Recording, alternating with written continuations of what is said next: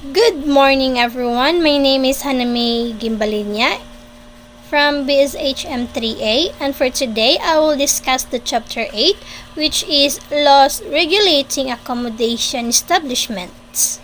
So, law regulating accommodation establishments are legal framework that set standards for the operation, management, and services of hotels, resorts, inns, and similar businesses. These laws ensure guest safety, fair business practices, and industry quality. Learning objectives. Identify the laws affecting the accommodation sector. Identify the rights of hotel guests. Explain how quality and safety standards are maintained by hotel and similar establishments by meeting minimum requirements of the law. Topic outline. First, nature and description. Second, hotel. Third, resort.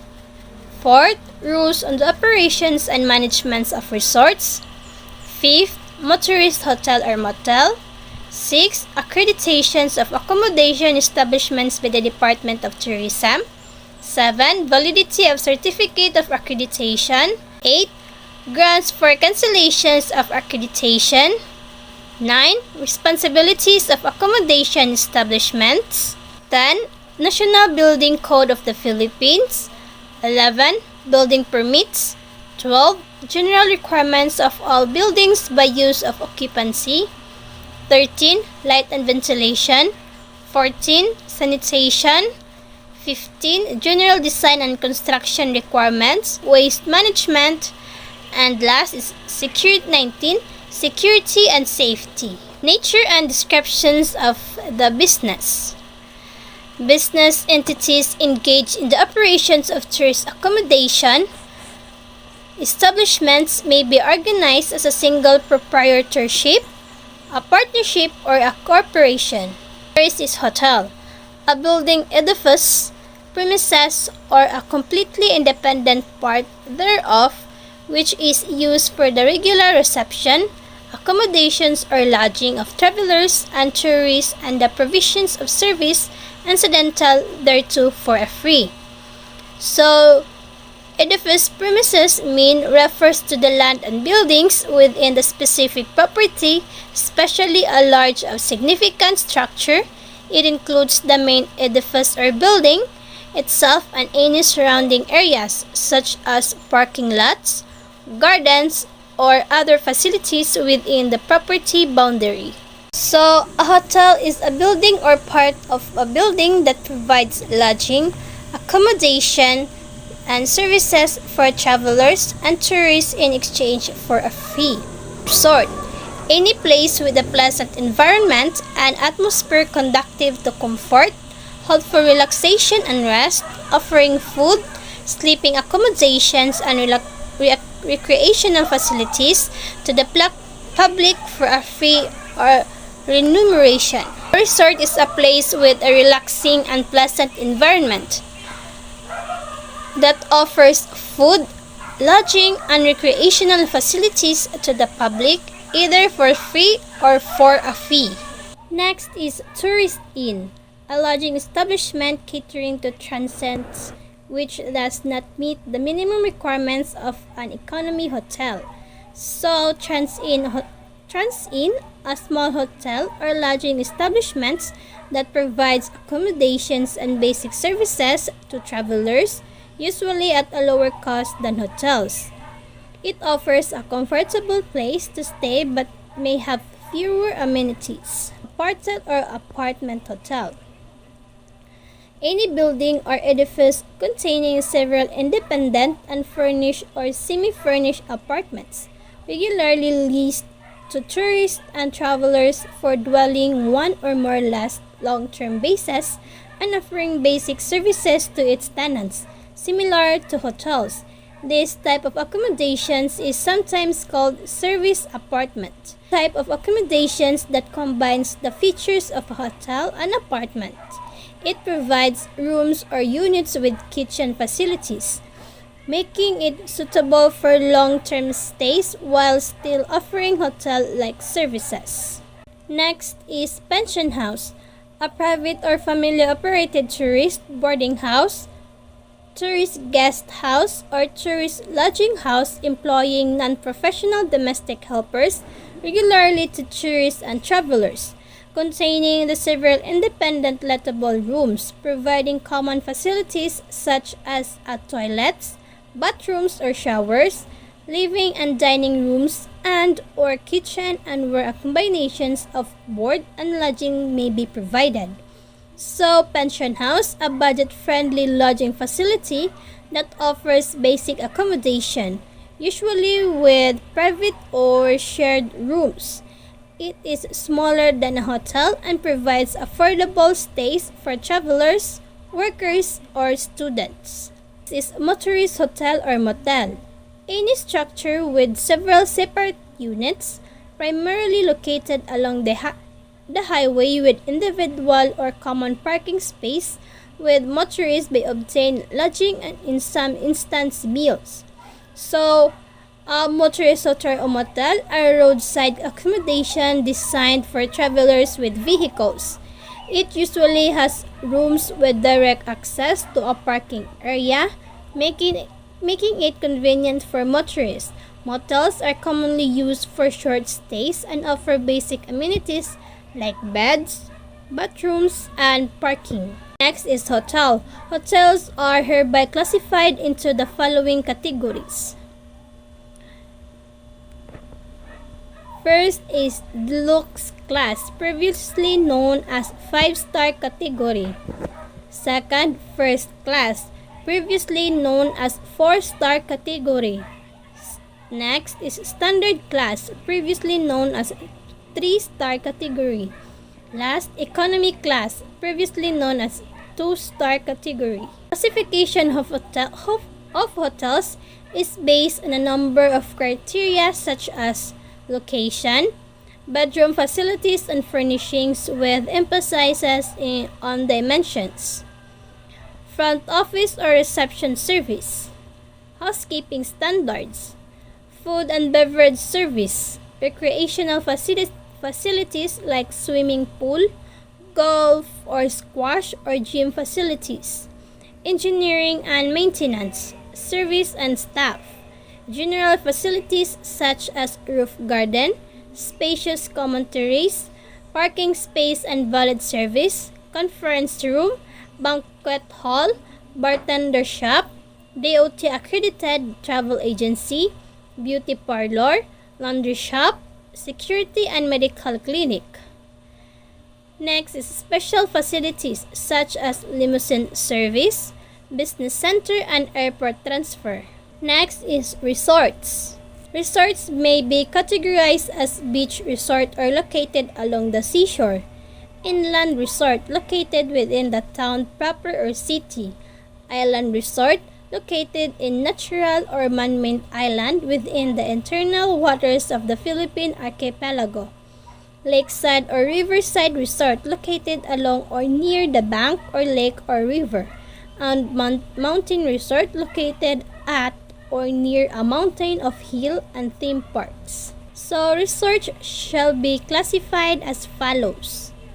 First is Class AAA. Class AAA resorts or luxury or high-end resorts. These are the highest rated resorts offering world-class accommodations and services. They must have well-designed rooms, top-tier facilities, and high-quality service standards. Amenities may include swimming pools, fine dining restaurants, spa and wellness centers, conference rooms, and recreational activities. Second, Class AA. So Class AA or mid to high-end resorts. These resorts provide excellent accommodations with well-furnished rooms and aesthetic appeal. They offer good service, well-maintained facilities, and recreational options, but may not be as luxurious as Class AAA resorts. They typically cater for both local and international tourists seeking comfort at a reasonable price. Third is Class A. So Class A resorts or standard resorts. These are budget-friendly resorts with basic yet comfortable accommodations.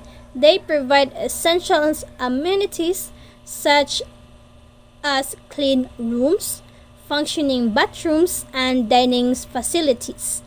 Ideal for local travelers and budget-conscious tourists looking for simple leisure experiences. And the last one is special interest resorts. So, what is special interest resorts? These resorts focus on niche markets and cater to tourists with specific interests. Include eco-resorts. Eco-resorts are environmentally friendly nature-based experiences. Diving resorts, specialized for scuba diving and water sports. Wellness resorts, spa, yoga, and health retreats. Cultural resorts, traditional Filipino theme experience. So they may not strictly fit into the AAA, AA, or A categories as their value is based on their unique offerings rather than luxury levels. Classifications of resorts is based on location and environment, parking, facilities and room accommodation, public washrooms, sports and recreational facilities, conference or convenient facilities, employee facilities, lounge and reception counter, and lighting, furnishing, or ventilation. Next is rules on operations and management of resort. First is sanitation measures shall be adopted in accordance with the standards prescribed under President Decree 856 Code on Sanitations of the Philippines. So resorts must follow health and cleanliness standards based on the Philippine Code Sanitation. Next is all resorts shall provide the service of a sufficient number of well-trained lifeguards duly accredited by either the Philippine National Red Cross, the Water Life-Saving Associations, and adequate security wherever there are guests. So resorts must have trained lifeguards certified by organizations like the Philippine Red Cross, and they must provide security for guests. Next is all resorts shall provide the services of physicians either on call or on full-time basis, depending on their volume of operations and accessibility to hospital or medical centers. So resorts should have doctors available either full-time or on call, depending on their size and distance from hospitals. And next is there shall be placed on a beach or lakeside resorts an adequate number of buoys which shall be spread within the area to be determined by the resort owner or keeper as safe swimming purposes and in compliance with existing government regulations and or local ordinances on the placings of such buoys. So resorts near beaches or lakes must have buoys placed at safe distances as required by government regulations. Next is precautionary measures. There are three. First is, in no case shall the resort management allow swimming at the beach front beyond 10 p.m. An appropriate notice shall be posted to inform the resort guests of these regulations. Second, night swimming at the pool shall be allowed only if there are adequate lifeguards on duty and when the pool premises are sufficiently lighted. And third is, management shall post sufficient and visible signs on strategic areas in the resorts or the beach to warn guests or customers to the presence of artificial or natural hazards, danger or occurrences thereat. Prohibited acts and practices. Next is motorist hotel or motel. Aside from complying with the minimum requirements for the establishment's operations and maintenance of a hotel, all motels are required to keep a motel registry book stating the following particulars. First is the full name. So, mo dyan kina importantehan. Next is address. Last is number, dated, and place of issue of residence certificate Class A or driver's license or passport. Next is accreditations of accommodation establishments by the Department of Tourism. Accreditation by the Department of Tourism, although not mandatory in nature, increases the marketability of an accommodation establishment. Any person, partnership, corporation, or other entity desiring to ensure an accreditation from the Department of Tourism shall accomplish in duplicate and file with the department and applications prescribed for such purpose. So, accreditations of accommodation establishments by the Department of Tourism or DOT means that hotels, resorts, inns, motels, and other lodging facilities must meet specific quality and service standards by the DOT. These accreditations ensures that these establishments provide safe, comfortable, and high-quality accommodations for tourists. Validity of Certificate of Accreditation. So, the Certificate of Accreditation shall be valid for a period of 1 year from the date of issue, unless sooner revoked by the department. So, the validity of the Certificate of Accreditation issued by the Department of Tourism or DOT depends on the type of accommodations and establishments and its classification. Like if sa hotels, resorts, and other primary tourist enterprises, so it is valid for 1 year and renewable annually. And other is newly accredited establishments. Initial accreditations is usually valid for 1 year before renewal. And last is special or conditional accreditation. Some establishments may receive temporary accreditations with shorter validity until they fully comply the DOT standards. Grounds for cancellations of accreditations. Any of the following acts, omissions, or offenses shall constitute sufficient grounds for the cancellations of accreditation. A.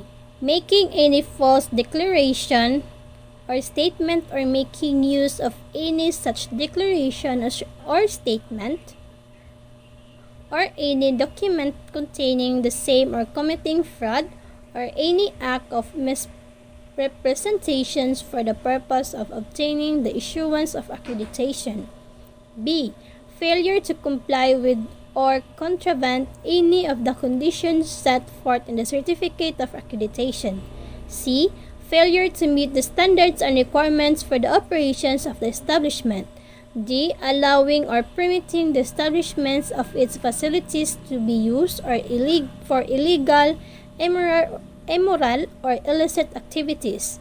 And the last, E. Violations of or non-compliance with any of the providing of the rules, promulgated orders, decision, and circulars issued by the department and other concerned agencies. Responsibilities of accommodation establishments. So, accommodation establishments must exercise due diligence not only in the selections of its employees but also in serving the needs of its customers. Failure to do so warrants the conclusion that the management had been remiss in complying with the obligations imposed upon hotel keepers under the law. So, under Article 1170 of the new Civil Code, those who in the performance of their obligations are guilty of negligence are liable for damages. So, this means that if a person or business has a responsibility or obligation to fulfill and fails to do so due to fraud or deception, negligence or carelessness, or delay or unjustified lateness, or if they violate the agreement in any way, they can be held legally responsible and must pay for any harm or damages caused. In simple terms, if someone does not fulfill their duty properly or acts dishonestly or carelessly, they must compensate the affected party.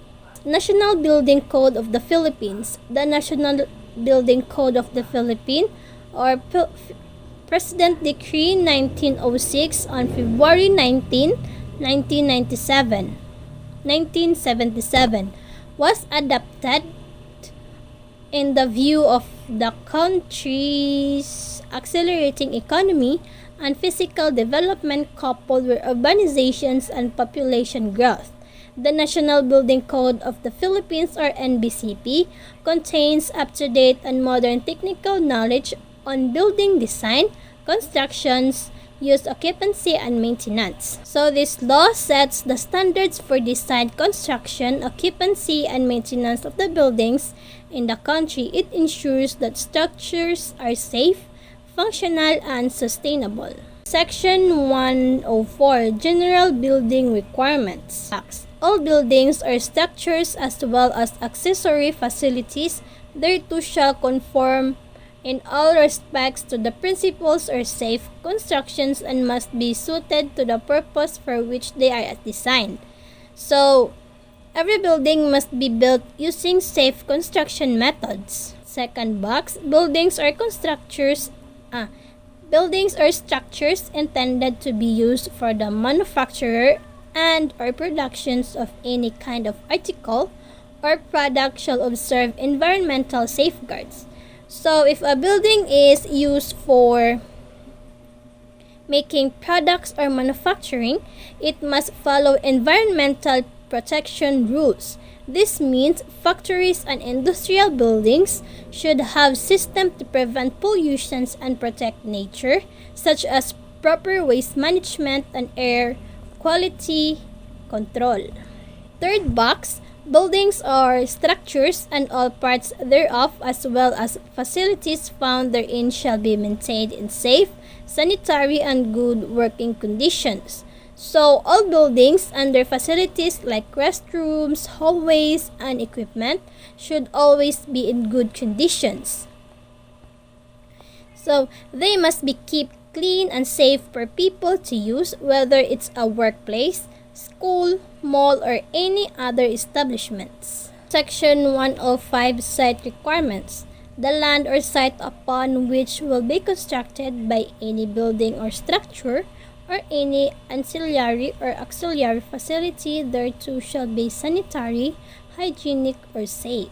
In the case of sites or buildings intended for use as human habitations or adobe, the same shall be at a safe distance as determined by the competent authorities from streams or bodies of water and or sources of air considered to be polluted, from a volcano or volcano site, and or any other building considered to be a potential source of fire or explosion. So in section 105, Site Requirements generally refers to the rules and guidelines for selecting and preparing a site before constructing a building or structure. Building permit. No person, firm, or corporation, including any agency or instrumentality of the government, shall erect, construct, alter, repair, move, convert, or demolish any building or structure or cause the same to be done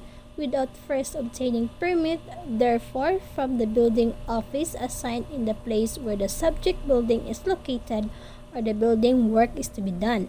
So in section 301, building permits, a building permit is an official approval issued by the local government or relevant authority that allows a person or organization to construct, renovate, or demolish a structure. This permit ensures that the proposed constructions complies with zoning laws, safety standards, and environmental regulations. Before starting any construction, a building owner must obtain this permit to avoid legal issues, fines, or potential demolitions of unauthorized structures.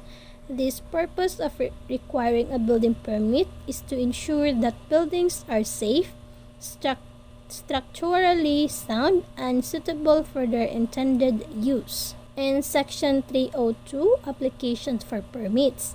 In order to obtain a building permit, the applicant shall file an application thereof in writing and on the prescribed form with the office of the building official. Every application shall provide at least the following information. So in Section 302 Applications for Permits, applying for a building permit involves submitting necessary documents including architectural plans, structural designs, and other technical specifications to the local building office. Next is general requirements of all buildings by use of occupancy in Section 704 Locations on property. A. General. No building shall be constructed unless it adjoins or has direct access to a public space, yard, or street on at least one of its sides. B. Fire resistance of walls. Exterior walls shall have fire resistance and opening protection. So accommodation establishments belong to the Group B occupancies under the National Building Code. Accordingly, it shall consist of multiple dwelling unless including boarding or lodging houses, hotels, apartment buildings, and other similar buildings with accommodated more than 10 people. The foregoing provisions give the general requirements for the locations of the property to be established. Next is light ventilation. In Article 801, general requirements of light and ventilation. A. Subject to the provisions of the Civil Code of the Philippines on easements of light and view, and to the provisions of this part of the code, every building shall be designed, constructed, and equipped to provide adequate light and ventilation. B. All buildings shall face a street or public alley or a private street which has been duly approved. In Article 806, size and dimensions of rooms. Minimum sizes of the rooms and their least horizontal dimensions shall be as follows. First, rooms for human habitations, 6 square meters with at least dimensions of 2 meters.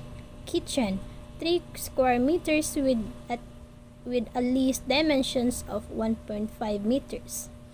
Third, bath and toilet, 1.20 square meters, at least dimensions of 0.90 meter. Article 807, airspace requirements in determining the size of rooms. Minimum airspace shall be provided as follows. First, school rooms, 3 cubic meters with 1 square meters or floor area per person. Second, workshops, factories, and offices, 12 cubic meters of airspace per person. Third, habitable rooms, 14 cubic meters of airspace per person. Article 808, window openings. Every room intended for any use not provided with artificial ventilation system as herein specified in this code shall be provided with a window or windows with a total free area of openings equal to at least 10% of the floor area of rooms, and such window shall open directly to a courtyard, public street or alley, or open water courses. In Article 811, artificial ventilation. Whenever artificial ventilation is required, the equipment shall be designed and constructed to meet the following minimum requirements in air charges. For rooms entirely above grade and used as bakeries, hotel or restaurant kitchens, laundries other than accessory to dwellings, and boiler rooms, not less than 10 changes of air per hour shall be provided. Sanitation. In Section 901, General Requirements, subject to the provisions of Book 2 of the Civil Code of the Philippines on property ownership and its modification, all buildings hereafter erected, altered, remodeled,